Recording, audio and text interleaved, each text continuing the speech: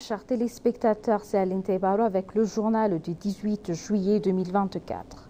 Le Premier ministre Abiy Ahmed a envoyé un message de félicitations au président Paul Kagame qui a remporté des élections au Rwanda. Dans un message de félicitations sur sa page des réseaux sociaux, le Premier ministre a souhaité au président Paul Kagame plein succès dans son nouveau mandat. Le Premier ministre a ajouté qu'il a exprimé son souhait pour le prochain mandat du président Paul Kagame, soit celui au cours duquel la paix au Rwanda sera durable et son développement sera approfondi.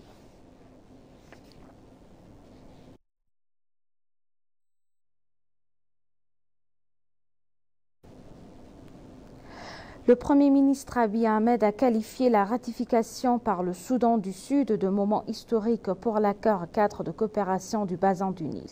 Dans son message sur sa page de Twitter, le Premier ministre a noté qu'il s'agit d'un moment historique pour l'Éthiopie alors que l'accord sur le cadre de coopération du bassin du Nil est ratifié par le Soudan du Sud. Cette étape diplomatique marque une étape importante dans notre aspiration collective à une coopération régionale dans le bassin du Nil, a-t-il ajouté.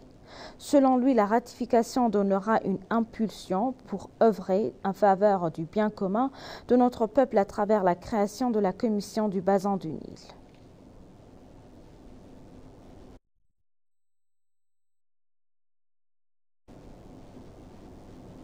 L'initiative Dine for Nation, le Premier ministre Abiy a fait des progrès significatifs dans le développement des destinations touristiques du pays selon le bureau du Premier ministre. Le bureau a mentionné des destinations touristiques construites grâce à l'initiative telles que Halalakilaj, Wanji et Gorgora, chacune mettant en valeur les richesses naturelles uniques de leurs régions respectives. On dit que cet effort vise à stimuler le tourisme, à créer des emplois et à améliorer la qualité de vie dans la communauté environnante, tout en donnant la priorité à la durabilité et à la préservation de l'environnement.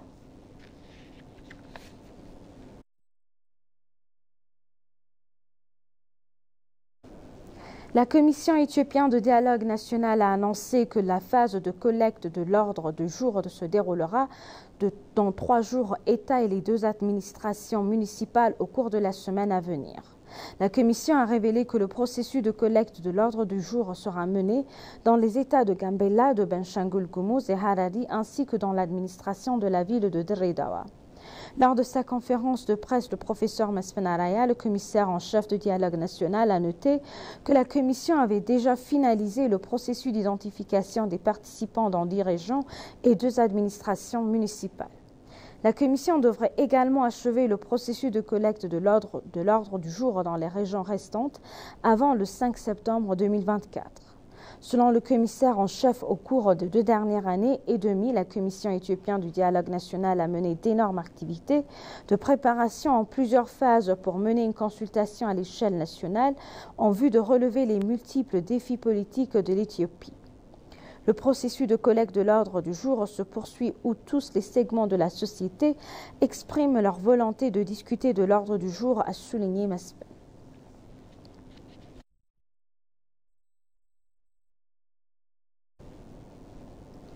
Le ministre d'État des Affaires étrangères, Mesgano Arega, a eu des entretiens fructueux avec la vice-ministre des Affaires étrangères de la République hellénique, l'ambassadrice Alexandra Papadopoulos, sur des questions bilatérales et multilatérales d'intérêt commun à Athènes. À l'occasion, l'ambassadeur Mesgano a informé son homologue grec des questions liées à la mise en œuvre de l'accord de paix de Pretoria, au dialogue national et à la politique de justice transitionnelle. Les questions liées à la quête d'accès de l'Éthiopie à la mer et au grand barrage de la Renaissance faisant également partie de la réunion d'information selon l'ambassade éthiopienne à Rome. Au cours de la discussion, Mesgano a mentionné des relations historiques entre les 2 pays qui se manifestent par les relations culturelles et historiques entre les 2 peuples. La vice-ministre des Affaires étrangères de la République hellénique, l'ambassadrice Alexandra Papadopoulos, a pour sa part souligné l'intérêt de son pays à renforcer les relations historiques avec l'Éthiopie. Elle a mentionné l'expérience de la Grèce en matière de développement des énergies vertes et la possibilité d'une coopération avec l'Éthiopie sur les questions du changement climatique. En outre, elle a souligné la nécessité de renforcer les relations dans les domaines du commerce, de l'investissement et de l'éducation.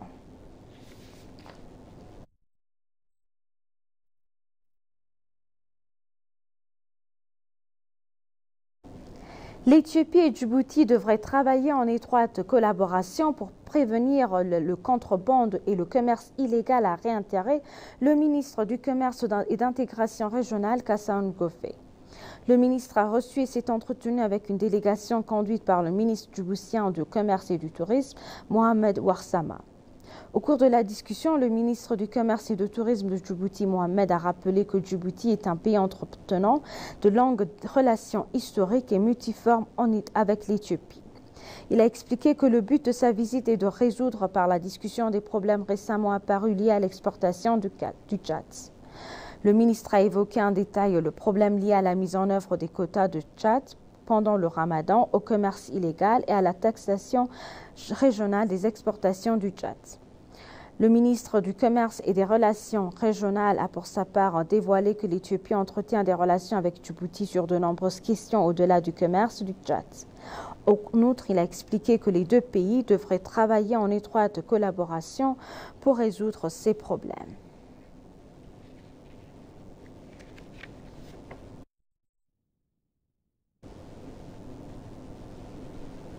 Le ministère de la Santé a dévoilé un plan visant à mettre en œuvre de nouveaux projets conjointement avec l'USAID qui amélioreraient les conditions nutritionnelles et sanitaires en Éthiopie. La ministre de la Santé, Magres Daba, a eu un entretien avec des représentants du groupe de nutrition de l'USAID à temps indiqué. La ministre a affirmé que le ministère de la Santé fournirait le soutien nécessaire et coopérerait avec l'USAID pour les projets à mettre en œuvre en Éthiopie.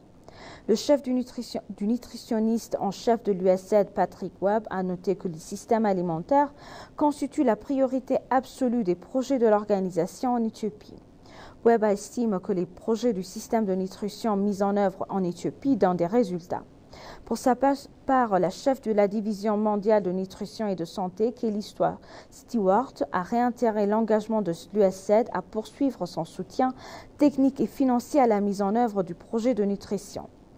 Les membres du groupe de nutrition de l'USAID ont également discuté avec des responsables de la division de nutrition du ministère de la Santé de la manière de soutenir le projet Triple Nexus qui englobe le développement et la paix en Éthiopie.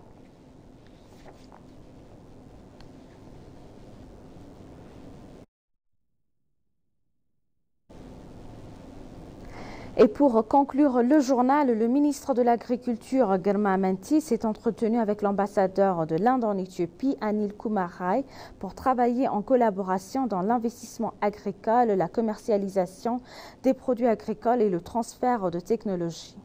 À l'occasion, le ministre a souligné que l'Éthiopie et l'Inde avaient une longue histoire de leur collaboration dans divers domaines, exprimant son appréciation de désir du gouvernement indien de travailler avec l'Éthiopie dans le domaine de l'agriculture pour renforcer les relations entre les deux pays. L'ambassadeur indien Anil Kumar a confirmé que le gouvernement indien soutiendrait le renforcement des capacités en matière d'investissement agricole, de commercialisation des produits agricoles et de nouvelles technologies.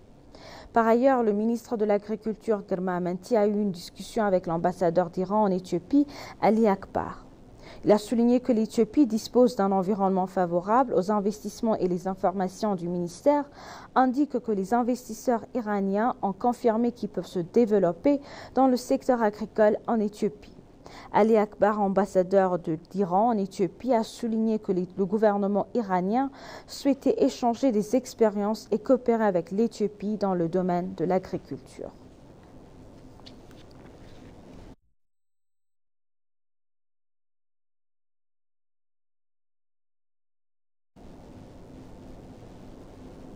Chers téléspectateurs, nous vous rappelons les titres principaux. Le Premier ministre Abiy a qualifié la ratification par le Soudan du Sud de moment historique pour l'accord de cadre de coopération du bassin du Nil.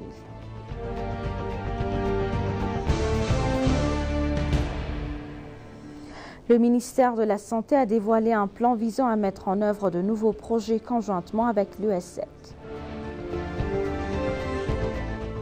Merci chers téléspectateurs, c'est la fin du journal. C'était Aline Taïbaro avec le journal. Restez avec nous avec le reste des programmes. Bonne journée.